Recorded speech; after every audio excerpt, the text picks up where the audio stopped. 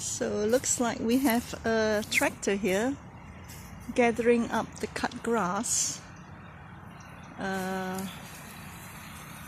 probably making bales of hay.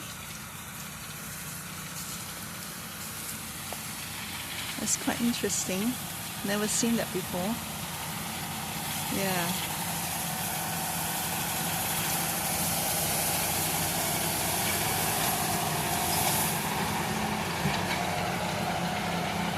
It's like a harvester.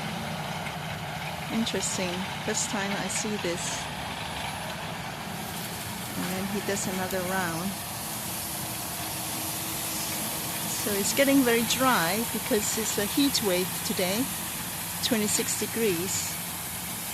So I guess he's just loosening up, maybe for compost or just to dry it, make it dry hay.